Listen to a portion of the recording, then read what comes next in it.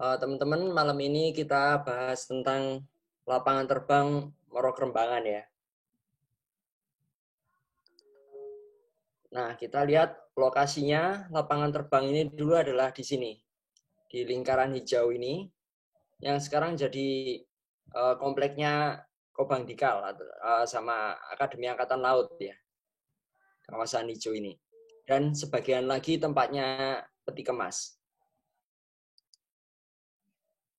Ini lebih dekat lagi. Lapangan terbang Moro Kerembangan. Lapangan terbang ini dibangun tahun 1922. Dia adalah markas Marine Luftfahrtdienst atau Dinas Satuan Udaranya Angkatan Laut yang sebelumnya bertempat di sisi timur Pangkalan Angkatan Laut.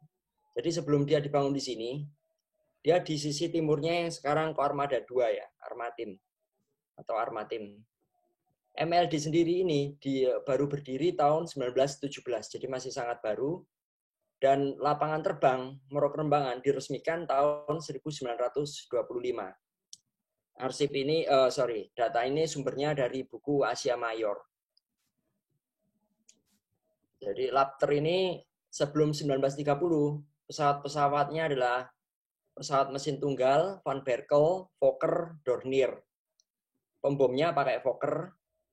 Sebelum Perang Pasifik pecah, setelah 1930-an, mereka mendatangkan pesawat-pesawat besar dan canggih pada masanya ya. Dornier DO-24 dan Convair. Ini foto saat dia pertama dibangun perkerasan landasan pacunya. Di sini ditulis start banen pembuatan landasan pacu dengan panjang 1 km dan lebar 40 meter. Kalau kita ngelihat foto-foto Surabaya zaman dulu ini, Surabaya ini dipenuhi banyak pohon-pohon cemara. Ini ditulis traktor dan schapenfoot itu kalau bahasa Inggrisnya shipfoot. Dia kompaktor yang bergerigi. Ini melakukan pemadatan tanah. Nah ini kelihatan bergerigi. Mereka melakukan pemadatan. Ini gambar rencana awal. Tanda X ini adalah landasan pacunya. Nah di sini kita lihat gambar ini adalah pemasangan drainase. Drainir Bausen. Bausen atau Baus itu adalah pipa bahasanya. Makanya sekarang kalau kita beli sumur, orang nyebutnya bis beton. Itu dari kata ini, Baus. Ini pemasangannya. Dan ini adalah dokumentasi pesawat pertama. Mereka menggunakan pesawat-pesawat amfibi. Ini adalah hanggar pertamanya. Masih sangat sederhana. Dan di sini kita bisa lihat di kejauhan jauh sekali ada gedungnya Hafen Kantor ya. Gedung pelabuhan yang sekarang ini. Zaman dulu masih los, jadi masih kelihatan. Ini adalah gerbang masuk komplek barak. Barak-barak penerbang tadi. Mas Widu mau ada tambahan Mas? Ini mau ceritakan dikit atau nanti? Nanti aja Mas, nanti ya. Oke. Ngalir dulu. Siap. Kemudian ini adalah gedung komandan, kantor komandan bersama staf-stafnya. Ini terhubung sama gereja. Ini barak mereka namanya Barak Rotterdam. Di sini ada tulisannya. Nah ini zaman dulu adalah kantor bintaranya. Sekarang gedung Rinjani. Di sini tampak pesawat Firefly diambil tahun 1948. Di sini ada tampak menara, pesawat Dakota di sini sama Catalina amfibi. Seperti apa pangkalan lapangan terbang Moro Kerembangan seperti dulu. Kemudian kita menuju Perang Pasifik. Ketika perang ini mau pecah ya, Pasifik ini, tahun 1938 di Surabaya itu sudah mempersiapkan diri, yaitu pembangunan bunker-bunker. Itu bukan hanya di pangkalan-pangkalan militer, tetapi juga seluruh kota. Banyak di penjuru kota Surabaya, beberapa bunker masih tersisa sampai sekarang. Salah satunya yang barusan di renovasi, diperbaiki itu yang di belakangnya kantor polisi Tegal Sari. Sekarang kita bicara tentang bunker roti manis. Nama aslinya Belanda menyebutnya Suikerbrood. Ini bunker yang bentuknya sangat unik. Mungkin cuma ada di sini ya, saya nggak pernah ngelihat ini di tempat lain. Dibangun tahun 38 sampai 39. Dia tersebar di 2 tempat, yaitu di Morokrembangan sama Pangkalan Angkatan Laut Armada 2. Dibangun bersamaan dengan bunker-bunker pertahanan di pusat kota Surabaya. Ini kaitannya dengan situasi Perang Pasifik yang makin mendekati Indonesia. Ini adalah foto bunker tersebut. Ini foto saat awal dulu ya, baru dibangun. Kita lihat di sini, ini ada kotak kecil ya, 1, 2. Ini adalah fungsinya untuk 1, ventilasi udara, yang kedua untuk kelistrikan. Ini di tempat lain lagi, mereka punya 2 pintu. Ada 2 kotak masih sama. Ini pintu masuknya, ini kondisi saat ini. Pintu masuknya. Nah, ini kotaknya masih bisa dilihat. 1, 2. Ini bunker ini sangat unik karena dia letaknya justru tinggi ya, bukan masuk ke dalam tanah. Dan ini masih terjaga sampai sekarang. Dan ciri khas bunker, di sini teman-teman bisa melihat selalu ada sumur. 1 tempat, ini tempat berlindung, ada sumber air. Dan di dalam sini juga, di lantai 2-nya itu juga ada kamar dengan diisi logistik persiapan. Jadi kalau misalnya mereka harus terkurung dalam pemboman yang berjalan beberapa hari, mereka masih bisa bertahan di sini. Kedatangan Jepang tahun 1942. Lapangan terbang Morokrembangan ini nasibnya sama seperti pelabuhan dan pangkalan angkatan laut. Dia jadi korban bulan-bulanan pemboman pesawat-pesawat Jepang. Ketika Jepang berhasil menguasai, mereka juga menempatkan pesawat-pesawat amfibi. Jadi banyak juga mereka nempatin amfibi karena ya tadi, karena kita daerah sini adalah kawasan kepulauan ya. Ini surat kabar Daily News 18 Maret 1942. Jadi dia menuliskan gimana Belanda itu melakukan bumi hangus atas Surabaya. Di sini dituliskan, walaupun Surabaya ini ngaku lebih superior daripada Singapura, ternyata klaim Belanda ini nggak terbukti. Masih dari surat kabar yang sama, dituliskan bagaimana awan hitam ini menutupi matahari, black clouds shut out the sun. Dan siapapun yang pernah melihat kebakaran di Taraan, pemboman di Taraan, Balikpapan, dan Palembang, tidak sebanding dengan bencana yang ada di Surabaya ini. Di sini surat kabar tadi intinya adalah kerugian, dituliskan kerugian yang diderita akibat serangan bom, 5 hanggar hancur, bengkel mesin hancur, gudang amunisi hancur. 500 sampai 600 torpedo hancur meledak. Pemandangan nampak awan hitam menutupi matahari, lebih mengerikan dari dampak ledakan di Tarakan, Balikpapan, Palembang, dan dia jatuh tanpa perlawanan berarti. Sebelumnya Belanda sesumbar bahwa Surabaya lebih kuat dari Singapura. Nah, ini adalah pesawat Jepang ya, Kawanishi, dan ini pesawat amfibi tadi. Gambar ini menarik. Kenapa? Karena ini diambil tahun 45 ketika Inggris datang. Menarik karena pesawatnya pesawat Jepang. Di badan pesawat masih digambar merah putih sama pejuang-pejuang kita. Tapi yang di sisi badan sudah diganti merah putih biru sama Inggrisnya dan Belanda. Nah, ini foto diambil pasca perang juga. Kita bisa ngelihat teman-teman landasan pacu, bopeng-bopeng kena pengeboman, rusak. Ini sepertinya udah kondisi tertambal-tambal ya. Jadi tetap masih ada pesawat di sini, tapi bekas-bekas kerusakan masih kelihatan. Ini adalah catatan Sir Philip Christison. terkait lapangan terbang ini. Pada tanggal 28 September 1945, jadi 1 bulan setelah kita menyatakan merdeka, proklamasi, ada seorang kapten Belanda. Dia datang ke Morok Rembangan dan dia mengaku sebagai utusan khusus Admiral Mountbatten untuk melakukan prosesi serah terima kekuasaan dari tangan Jepang. Kapten Hawyer ini memerintahkan pasukan Jepang yang berjaga di Morok Rembangan untuk mengeluarkan semua persenjataan mereka untuk alasan diinspeksi.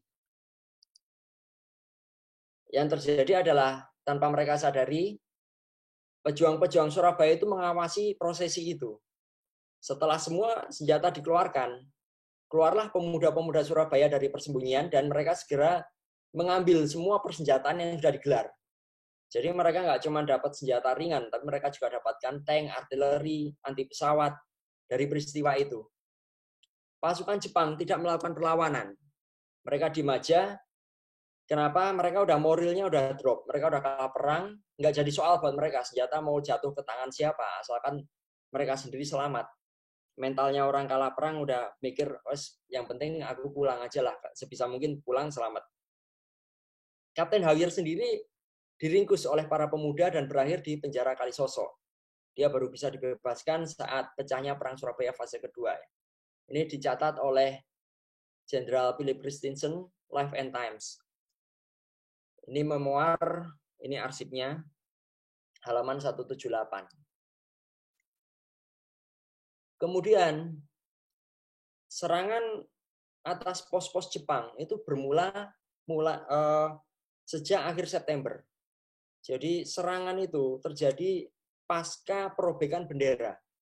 Ketika terjadi insiden bendera di Hotel Yamato atau Hotel Majapahit sekarang, pemuda-pemuda kita mulai sadar bahwa ini ada ancaman nyata. Belanda benar-benar akan memaksa untuk mencengkeram kembali Republik Indonesia. Sejak saat itu, pasca insiden itu, perobekan, pemuda mulai menyerang pos-pos Jepang, mulai pos-pos kecil lebih dulu. Lapangan terbang Morok Rembangan itu dikepung pada 5 Oktober 45, tidak lama setelah insiden Kapten Hawyer tadi. Kalau dari pihak Indonesia, catatannya menulis nggak sampai terjadi kontak senjata. Presiden Sudirman dikawal oleh Yapto dan diikuti Panser Polisi Istimewa yang dikemudikan oleh Samiko. Proses serah terima berjalan lancar. Tetapi kalau kita ngelihat dari sumber lain, ini sumber dari ini ya bukunya, halaman 149. Tapi kalau kita ngecek sumber lain dari sumber Inggris, surat kabar sejaman, dituliskan sempat terjadi kontak senjata. Tapi rupanya mungkin kalaupun terjadi kontak senjata, nggak semayor, nggak sebesar peristiwa di Kempetai. Latar Morok Rembangan akhirnya bisa direbut, dan apa yang kita dapat di situ, ada 2 skadron pesawat Catalina, 3 skadron pesawat tempur, 40 pesawat intai, 3 pesawat Dakota. Ini catatan dari Wiwi Hidayat. Nah, ini berita tanggal 8 Oktober. 8 Oktober, tadi kan kita berhasil merebut lapangan terbang tanggal 5. Tanggal 8 beritanya, lapangan terbang itu sudah dikuasai dan diblok. Di sini dituliskan dengan tongkat-tongkat kayu yang dipancangkan di situ, sehingga pesawat nggak bisa mendarat. Ini sama seperti perang di Eropa, jadi untuk mencegah pesawat-pesawat musuh mendarat, mereka memakai kayu-kayu yang dipancangkan.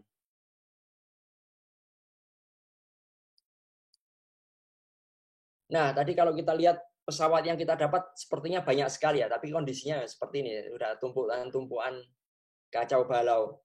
Tapi ini adalah dokumentasi dari Inggris, Imperial War Museum.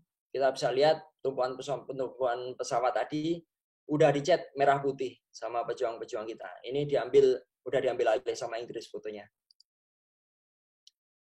Nah, yang penting dari lapangan terbang ini adalah hadirnya Soekarno-Hatta di Surabaya untuk menghentikan perang. Ini catatan Ruslan Abdul Ghani. Untuk menghindari musnahnya pasukan Inggris di Surabaya, mereka terpaksa memanggil Soekarno-Hatta untuk menghentikan pertempuran. Ini adalah permintaan yang ironis karena secara nggak langsung mereka mengakui bahwa Soekarno-Hatta memang memegang kendali kepemimpinan atas Republik Indonesia. Di lapangan terbang ini, Soekarno-Hatta mendarat dengan pesawat Dakota Inggris dari Jakarta pada siang hari 29 Oktober 1945.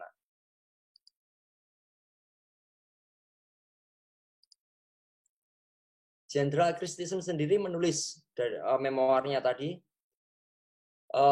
detakan waktu bergulir habis. Saya harus melanggar perintah untuk tidak berhubungan apa-apa dengan Presiden Soekarno. Ya, Inggris ini memang dilarang untuk mengontak Soekarno karena jangan sampai memberi kesan mengakui kepemimpinan Soekarno, bahwa Soekarno itu memang memegang kendali atas Republik. Ini catatan dari Christensen. Soekarno sendiri mencatat peristiwa itu dalam biografinya. Inggris yang memancing pertempuran dengan memerintahkan orang Indonesia untuk meletakkan senjata dan menyerah tanpa syarat dalam 24 jam. Rakyat Indonesia membalas dengan membantai pasukan Inggris. Serdadu Inggris dipotong-potong menjadi onggokan kecil menggunakan pisau. Secara harfiah disobek-sobek tubuhnya. Dibunuh secara keji. Kami tidak memulai pertempuran, tetapi ketika terlihat kami akan membantai habis mereka, pihak Inggris memanggil Soekarno untuk menyelamatkan mereka. Ini catatan dari Soekarno sendiri. Jadi peristiwa datanya Bung Karno tadi terekam juga di surat kabar Suara Rakyat tanggal 31 Oktober 45. Dituliskan judulnya 3 orang parasutis Chungking di Surabaya telah mengawal Bung Karno. Tanggal 29 Oktober 45, Bung Karno mendarat di lapangan Morok Rembangan dari Jakarta. Di antara penumpang-penumpang kapal terbang, ada 3 pemuda Tionghoa sebagai pengawal. Ini nama-namanya. Juga terdapat Bung Hatta, Amir Syarifuddin, penulisnya Bung Karno, seorang wartawan perang Amerika, dan 3 orang pemuda Tionghoa tadi. Nah, di lapangan terbang ini dimakamkan juga dalam perang ini. Perang Surabaya ini terjadi 2 fase ya. Fase pertama tadi 28 sampai 30 Oktober, endingnya 30 Oktober ini Malabi terbunuh. Jadi di mana dia Malabi ini dimakamkan, di sini dituliskan the brigadier was later buried on Surabaya Airfield. Jadi dia dikuburkan di lapangan terbang Morok Rembangan ini. Kemudian tanggal 10 November saat perang meletus fase kedua, kembali Inggris ini kehilangan 1 orang brigadir. Ini arsipnya, kematiannya dia, jamnya, bagaimana dia mati. Namanya adalah Brigadir Lauder Simons. Terbunuh bareng sama pilotnya. Kalau Inggris mengklaim brigadir yang kedua ini matinya tidak kena tembak, tetapi pesawatnya mengalami malfunction saat lepas landas. Tapi kalau kita ngecek klaim dari pihak Indonesia, dia ditembaki. Pesawatnya ditembaki dan hancur. Jatuh. Yang perlu kita tahu adalah yang mereka gunakan saat itu ya, Mosquito, Thunderbolt, itu adalah pesawat-pesawat yang sangat canggih pada masanya. Ini berita terbunuhnya Lauder Simons.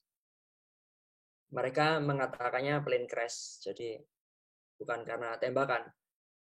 Di sini yang kita lihat juga adalah Indonesian Riflemen and Machine Gunners put out action 3 of 12 Mosquitoes.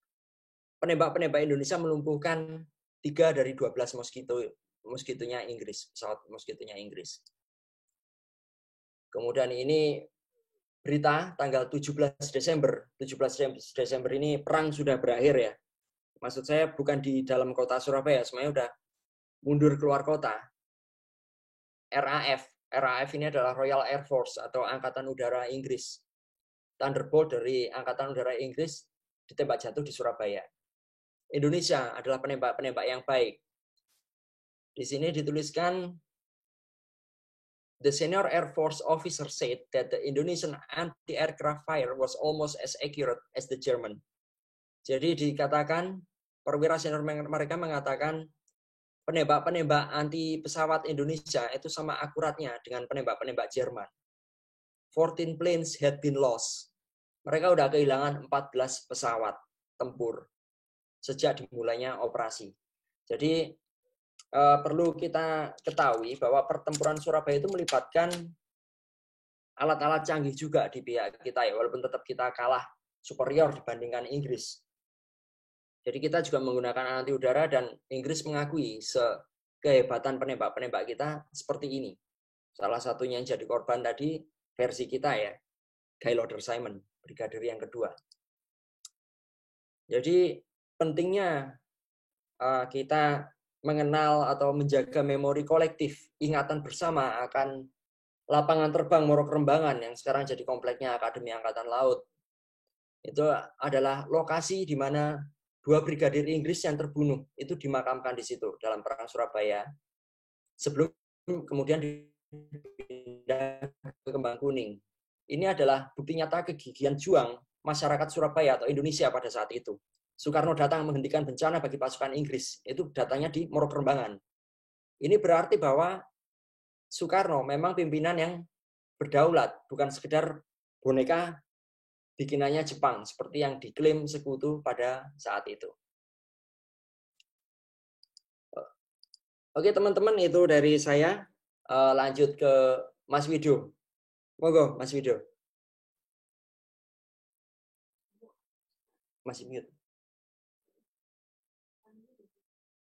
Mas Wido masih mute. Di unmute dulu aja.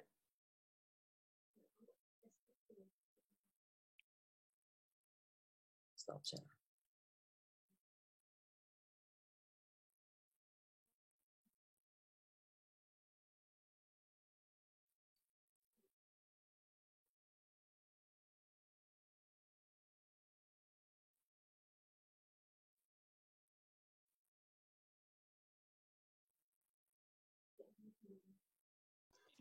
Udah. Ya, baik. Bismillahirrahmanirrahim.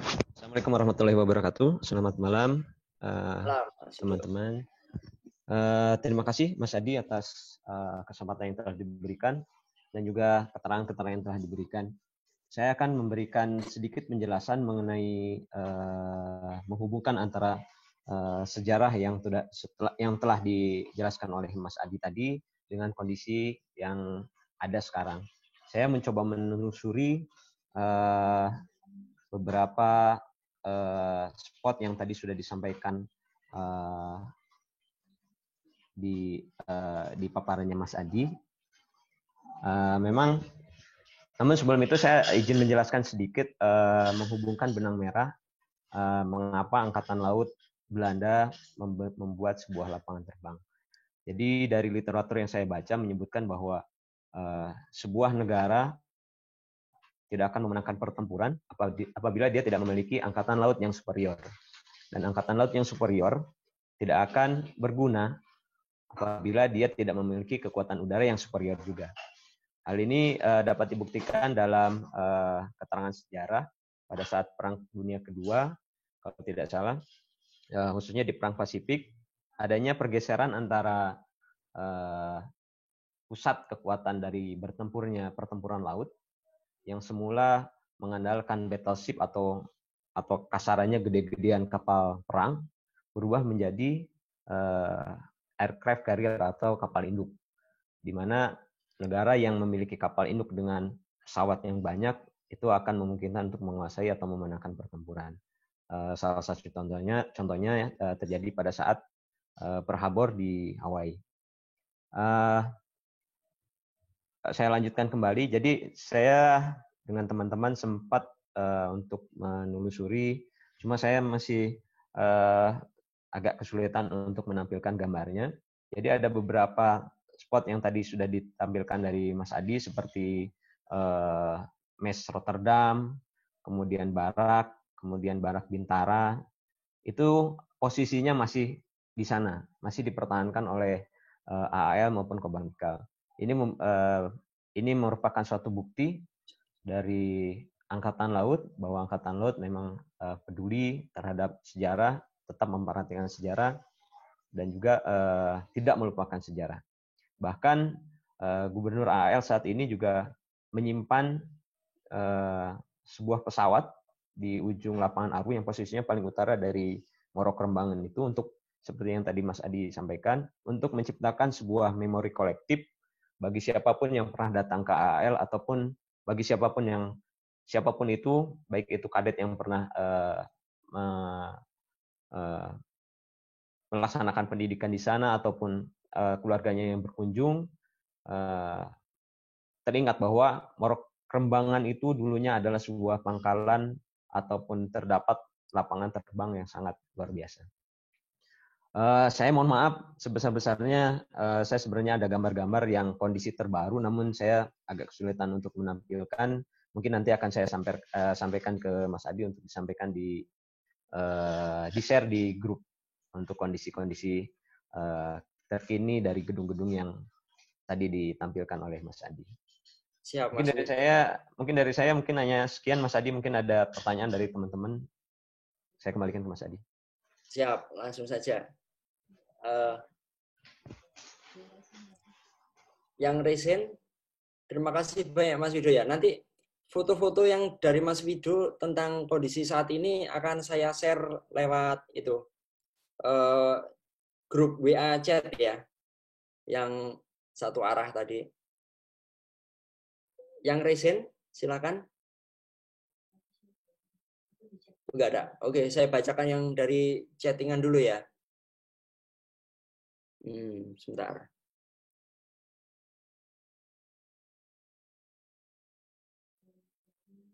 Tank apa ya Pak Adiatma ya? Adiatma Rizky. Pertanyaannya tank apa?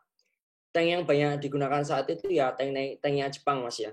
Tank Jiha yang sekarang bisa dilihat di Museum Brawijaya Malang. Terus bekas-bekas dari Knil, Marmon Harrington itu yang banyak. Vickers ada juga dokumentasinya. Ditanyakan kenapa Gestapo? Gestapo itu adalah akronim dari Geheime Staatspolizei atau polisi rahasia Nazi Jerman.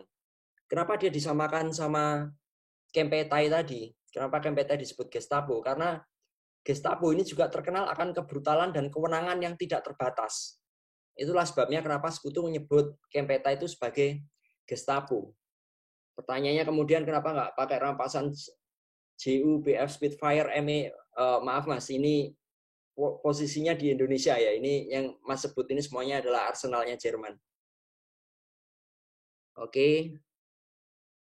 Setelah Lapter dapat direbut dan skuadron dikuasai, apakah para pejuang Indonesia bisa menerbangkan pesawat-pesawat itu? Menerbangkan ini yang bisa itu sangat terbatas, Mas. Yang tercatat pilot ada di Surabaya saat itu adalah Iswah Yudi. Iswah Yudi ini yang sekarang diabadikan jadi Lanut. Beliau terlibat dalam perang Surabaya. Dia ada di garis depan, tetapi tidak menerbangkan pesawat. Sekolah penerbangan pertama itu dibuka di lapangan Bugis, yang sekarang jadi lapangan terbang Malang itu apa namanya? Lupa saya. Lapter Malang itu dulu namanya Bugis. Itu dibuka sekolahnya sekitar September Oktober itu baru dibuka. Jadi untuk mengatasi pesawat-pesawat musuh, kita bukan menggunakan pesawat tapi pakai anti udara. Adiatma lagi nanya, kalau dikubur di Surabaya lebih tepatnya sekarang di mana? Dia dulu dikuburkan di Kembang Kuning, tapi kemudian 2 brigadir ini dipindahkan lagi ke War Cemetery di Jakarta. Nah, Mas Andreas, terima kasih dibantu jawab ya. Ini kan punya Jerman, teater Eropa. Terima kasih Mas Andreas.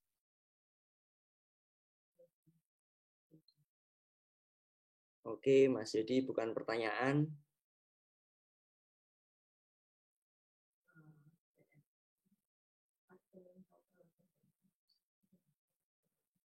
Oke, Jonathan Hever. Peralatan anti udara kita dapat dari mana?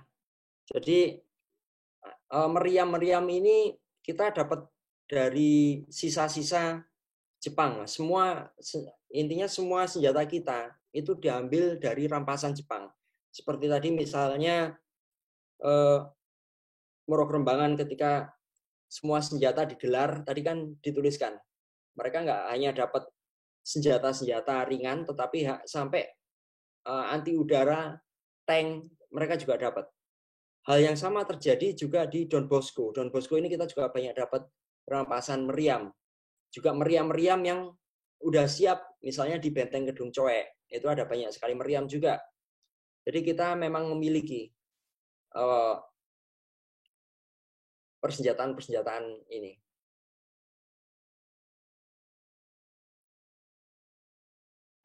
Sebentar, kita cari lagi pertanyaan. Tidak ada pertanyaannya. Apakah pada saat itu Fleeveld atau Lapter selain Moro Kerembangan ada di daerah Kodam? Betul. Betul Mas Heri. Jadi di Kodam itu juga tahun 1920-an, tetapi yang berperan dalam perang Surabaya ini yang sisi utara. Kenapa? Karena Inggris datangnya dari arah utara. Jadi yang mereka kuasai, yang jadi perebutan itu yang di sektor utara.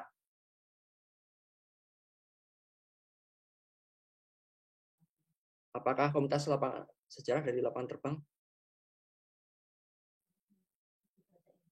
Apakah komunitas sejarah dari lapangan terbang pernah menelusuri dokumen-dokumen terkait arsip nasional RI ataupun sejarah TNI? Saya kurang paham yang ditanya komunitas sejarah dari lapangan terbang ini siapa? Kalau Rodobro, kami menyimpan beberapa literatur terkait lapangan terbang ini ya. Ini yang kami bacakan dan kami paparkan malam ini beberapa. Kenapa lapangan terbang Moro Kerembangan dikelola TNI AU, bukan TNI AL? Mungkin ini Mas Widu lebih bisa jawab ya. Lapangan terbang Moro Kerembangan setahu saya dari dulu punyanya Angkatan Laut, Mas ya. Mas Widu, sebelum dipindah ke Juanda.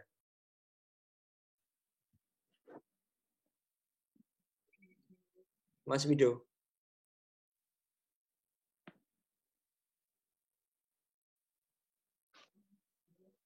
Hah?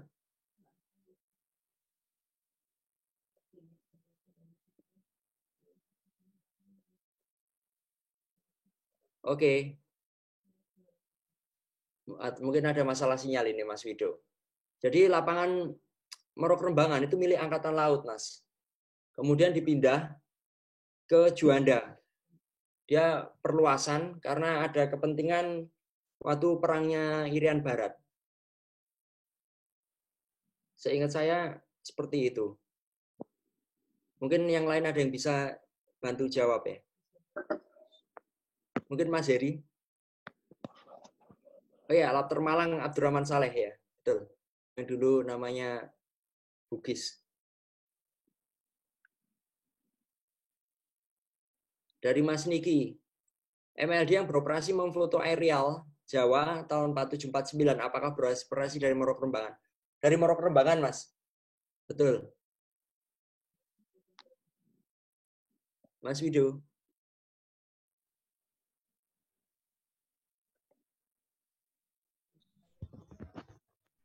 Mas Widu, monitor. Ya, monitor. Sorry, barusan ada kendala teknis. Siap, Mas. Ya, gimana? Iya, Mas. Ini ada pertanyaan. Lapangan terbang Moro Kerembangan dikelola Angkatan Laut, Mas. Dulunya. Sebelum dipindah ke Juanda. Silakan di unmute aja, Mas Widu. Han. Unmute. Mas Widu di unmute sendiri aja.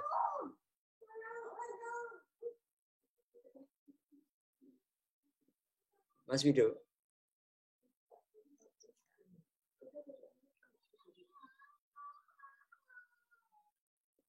Tes.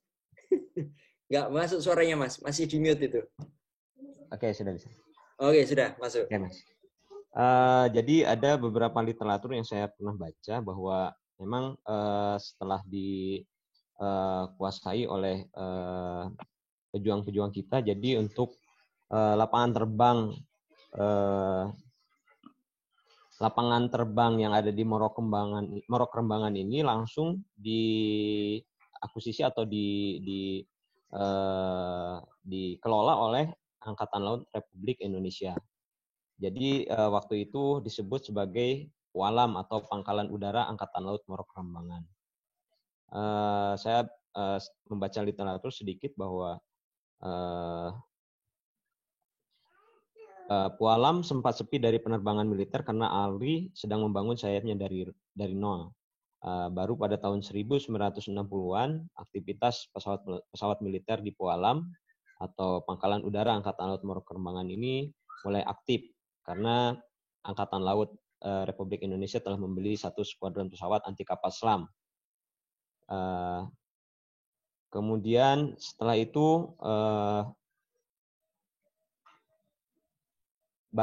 itu dipindah karena semakin berkembangnya kekuatan Angkatan Laut dalam hal ini pesawatnya, sehingga kondisi lapangan terbang Moro Kerembangan ini sudah tidak representatif lagi, sehingga ARI memutuskan Pualamnya dipindahkan dari Moro Kerembangan ke daerah Sedati Sidoarjo yang sekarang menjadi lapangan terbang Juanda. Demikian Mas. Mungkin terjawab. Ya, terima kasih Mas Wido, makasih banyak.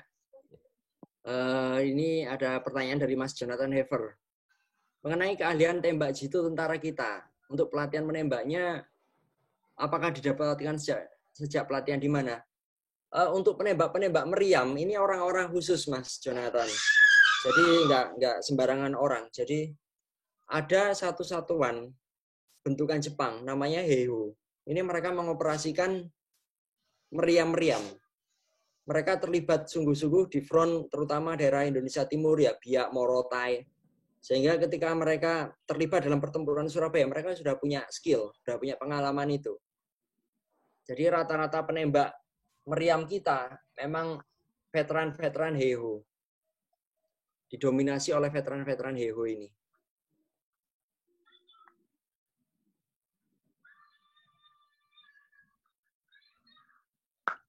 Ini ada yang tanya, saya tinggal di komplek TNI AL, komplek TK saya di Jalan Tanjung Priok tahun 1971.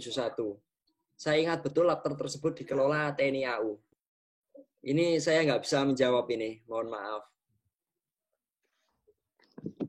Mungkin Mas Wido bisa. Saya juga tidak memiliki keterangan yang lengkap mengenai bahwa lapangan terbang Moro Kerembangan itu dikelola oleh TNI AU. Cuma yang saya dapat dari catatan sejarah bahwa di situ berdiri Pualam atau Pangkalan Udara Angkatan Laut Moro Kerembangan sebelum dipindah ke Juanda. Mungkin dari situ dapat kita simpulkan bahwa memang di situ yang mengelola adalah Angkatan Laut. Karena pada saat dipindah ke Juanda pun, Juanda sampai dengan saat ini memang salah satu-satunya bandara yang dikelola oleh Angkatan Laut. Demikian, Mas. Terima kasih, Mas. Ini Mas Andreas dikasih kesempatan ngomong.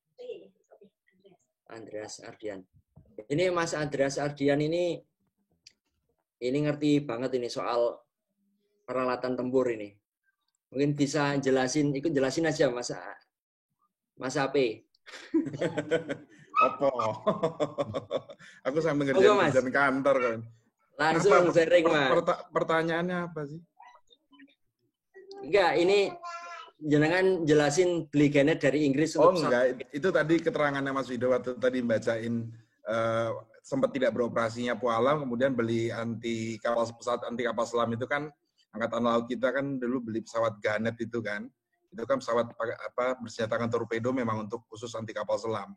Kita beli dari Inggris zaman ya mungkin sekitar udah 70-an ya atau saya lupa persiapan 60-an lah. Itu mungkin satu-satunya pesawat. Setelah itu kan baru ganti ke helikopter Wasp itu kan. Itu semua monumennya ada itu kalau kita ngeliatin Juanda itu. Gitu. Siap. Terima kasih banyak Mas Abe. Enggak, Mas. Nah, ini Mas Heri ini yang bisa ngasih penjelasan detail sekali ini. Mas Heri, monggo Mas Heri sharing tentang kepemilikan lapangan terbang Moro Kerembangan ini. Dari dulu sampai ke Juanda. Ya, makasih Mas Adi. Siap. Jadi kalau dari literatur memang lapangan terbangnya memang punya angkatan laut, mulai dari MLD sampai ganti ALRI, kemudian baru tahun 59 kan dibangun lapangan terbang Sedati, kemudian baru tahun 64 itu diresmikan Pak Karno, itu sih Mas. Jadi flag field-nya juga tadi ada dua, selain yang di flag field Muara Kerembangan juga ada flag field di Darmo yang di Kodam sekarang. Itu aja mungkin Mas tambahannya. Siap, siap. Makasih Mas. Oke. Makasih banyak Mas Heri. Sama-sama. Oke, pertanyaan lagi, kalau pesawat amfibinya sendiri lepas landasnya lewat mana Mas? Lewat Bosem atau pelabuhan? Ada banyak foto-foto dia turunnya lewat Bosem itu Mas. Ya, jadi ada relnya. Oke, ini sudah habis ini pertanyaannya. Mungkin ada yang mau tanya langsung, mau raise hand. Mungkin Mas Adi menambahkan, jadi yang di komplek AAL sekarang ini yang tadi saya sampaikan di awal, bahwa Gubernur AAL ini menciptakan sebuah memori kolektif bahwa di situ adalah dulunya lapangan terbang milik Angkatan Laut yang kita sebut Pualam tadi.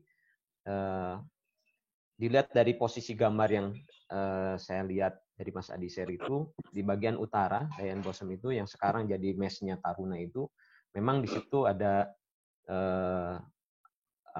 semacam rel yang mengarah ke laut. Jadi kemungkinan besar, dan di situ juga sebelumnya ada semacam hanggar pesawat. Jadi untuk turunnya pesawat amfibi lewat situ, dan Gubernur AAL pun menyimpan pesawatnya itu di pas posisinya di tempat itu. Demikian, Mas Adi. Terima kasih Mas. Itu menjawab juga pertanyaan dari Pak Yatim ini. Masih ada sisa-sisa dari lapangan Muara Kerembangan.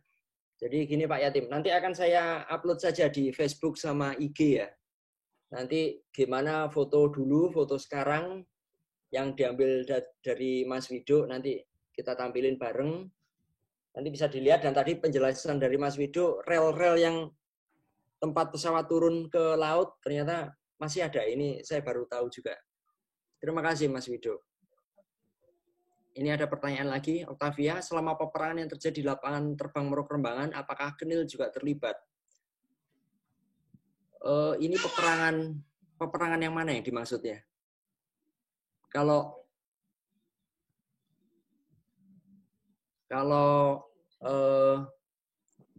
saat perebutan Indonesia ngerebut ke Jepang, ini kalaupun ada yang terlibat, ini adalah bekas-bekas Kenil Indonesia yang kemudian masuk ke TNI ya, atau TKR. Saat itu unsur-unsur mereka kan terbentuk dari Kenil, Peta, Heho.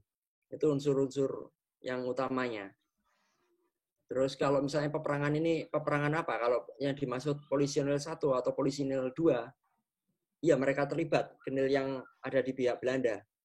Jadi ini kurang jelas ini, peperangan yang dimaksud ini peperangan yang mana? Adiatma Rizky tanya lagi, kenapa sekarang saya lihat di peta tidak ada bekasnya? Kalau peta sekarang, beberapa gedung tadi masih ada Mas, masih nampak. Beberapa gedung kayak tadi Wisma Bintara yang jadi Rinjani itu masih ada.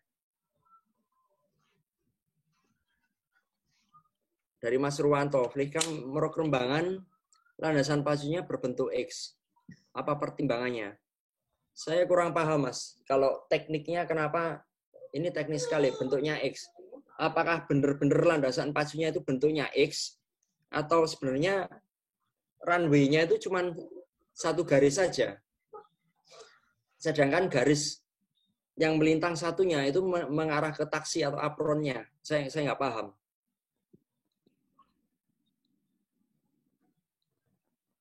Oke, nggak ada lagi pertanyaannya. Ada yang mau nambahkan mungkin? Dari diskusi malam ini? Mas Wido, ada yang mau nambahin lagi, Mas? Tadi hanya meluruskan aja, Mas. Jadi kalau relnya memang sudah tidak ada. Sorry. Saya hanya sudah melihat bekas dermaga yang posisinya persis seperti yang ada di gambar yang tahun 40-an itu. Jadi untuk rel yang untuk turunnya sudah tidak ada lagi. Cuma hanya dermaga-dermaga yang posisinya memang sama persis dengan yang gambar dikasihkan Mas Adi tadi. Demikian. Oh ya maaf, relnya udah nggak ada. Uh, Saya salah dengar. Oke, mungkin Mas Andreas mau sharing atau Mas Heri? Atau mungkin Pak Yatim, Bu Susi mungkin. Ada yang mau ada sharing kenangannya di AL masa-masa awal dulu, Bu? Udah lupa. Itu film Surabaya 45 ada lengkapnya, yang lengkap ada, Mas? Saya ada, Bu. Ada saya. Itu sutradaranya dulu yang Pak Gatot Kusumo. Ada. Pak Ada Gatot, keterangan. ya. Pak Itu ipar Gatot. saya. Oh, siap. Iya. Pak Gatot. Dari tentara pelajar dulu. Iya, betul. Iya. Makasih. Pak Gatot ini luar biasa orangnya. Betul. Jadi, ya, karena dari tentara pelajar ya, kecerdasannya di atas rata-rata sudah dari sananya. Jadi catatan beliau ini sangat berharga sekali. Sampai akhirnya jadi film itu juga, itu tinggalan yang luar biasa, Bu. Saya nggak punya kopi filmnya yang lengkap. Coba nanti kami kirim aja, Bu Susi. Kami Berapa coba. besar ya filenya? Lumayan sih. Sekitar, Atau tapi bisa kok, Bu. Kenapa? Kayaknya hampir 1 gigaan, tapi kayaknya bisa kok dikirim. Nanti coba kami kirim ke Ibu Susi. Terima kasih. Oke, Bu. Ada pertanyaan lagi? Mas Andreas mungkin ada yang mau dijelasin lagi? Atau Mas Ape? Mas Ape? Sebentar.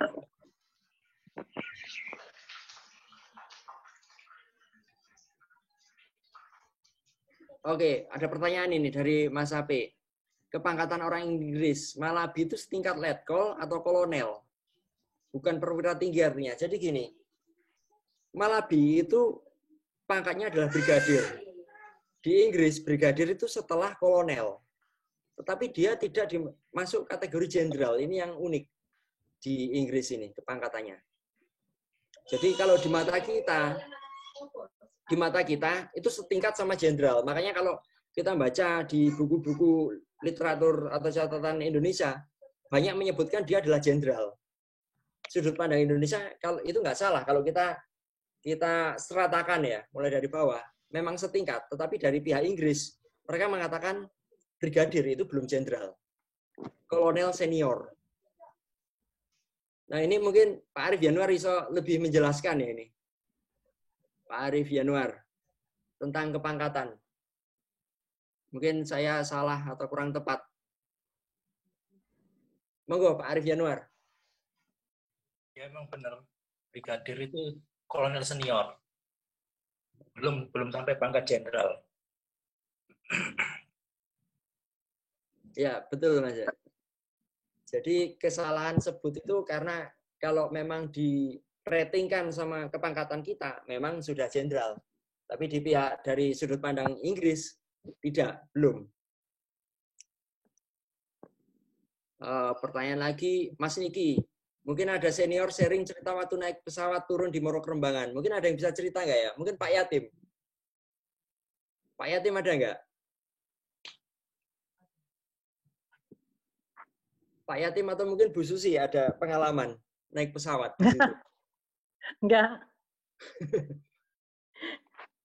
Atau mana Pak Yatim ini? Monggo Pak Yatim, kalau ada cerita Pak Yatim. Bisa di-unmute sendiri Pak Yatim. Oh, nggak ada ya? Kayaknya nggak ada nih Mas Niki. Nggak ada yang sharing.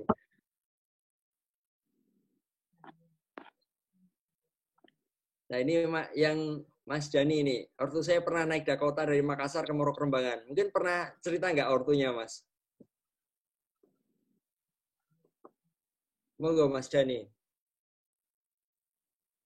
Bisa di-unmute kalau mau cerita.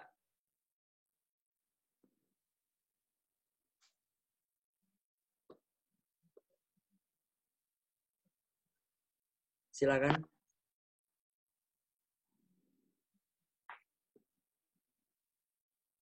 Oke, nggak ada.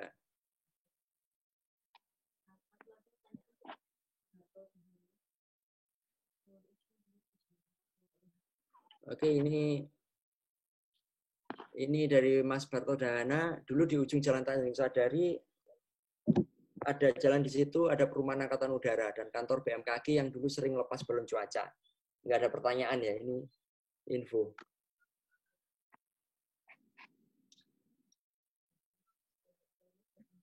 Oke, udah nggak ada tambahan lagi teman-teman. Kita akhiri ya malam ini. Semuanya saya unmute ya. Silahkan ngobrol, ini udah selesai, kita akhiri, sudah jam 8.